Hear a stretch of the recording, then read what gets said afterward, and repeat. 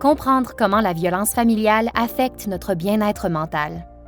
Les signes apparaissent souvent de façon discrète. Un ou une amie n'envoie plus de messages textes, un ou une collègue devient renfermé, il y a moins de rire et plus de distance. Vous n'y pensez peut-être pas vraiment, mais ces petits changements peuvent cacher quelque chose de bien plus profond. Pour de nombreuses victimes de violences familiales, le silence devient une forme de survie. On pense souvent que la violence familiale est uniquement physique, mais en réalité, ce n'est qu'une partie du problème.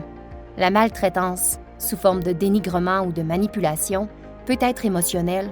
Elle peut aussi être de nature psychologique, isoler une personne de ses amis ou l'emmener à s'interroger sur ses propres souvenirs, ou financière, contrôler l'accès à l'argent ou au travail.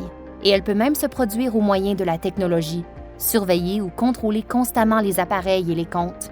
Ces blessures sont réelles, même si vous ne les voyez pas, et l'impact est profond.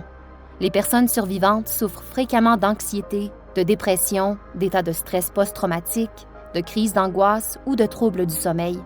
Elles peuvent aussi éprouver de la honte ou se blâmer. Certaines d'entre elles créent des liens traumatiques et vont donc jusqu'à justifier la maltraitance par crainte ou par amour, sans en être conscientes. Il est difficile de quitter une relation de maltraitance, pas parce qu'on veut rester, mais parce que le cycle de la maltraitance rend les choses très compliquées et épuisantes d'un point de vue émotionnel. La vérité, c'est que la violence familiale ne touche pas seulement les couples à huis clos, elle touche les enfants, les collègues de travail et les communautés. Les enfants exposés à la maltraitance peuvent éprouver des difficultés émotionnelles ou scolaires. Leurs amis pourraient remarquer des changements mais ne pas savoir comment les aider. Et souvent, les personnes survivantes ont l'impression que tout le monde ne les croira pas. Mais nous pouvons changer cette réalité en prêtant attention, en croyant les personnes survivantes et en créant des espaces où les gens se sentent libres de s'exprimer en toute sécurité. Du soutien existe. Des ressources comme She is Your Neighbor, Hébergement Femmes et les lignes d'assistance locale peuvent s'avérer indispensables. Des protections juridiques, des conseils et des groupes de soutien aux personnes survivantes sont aussi disponibles. Le rétablissement, bien qu'il soit possible, commence par la prise de conscience, l'empathie et l'action.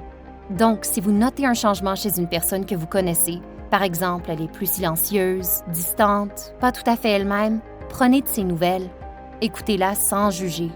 Faites-lui savoir qu'elle n'est pas seule, parce que lorsqu'on s'exprime, qu'on écoute attentivement et qu'on s'unit, on ouvre la voie à la guérison.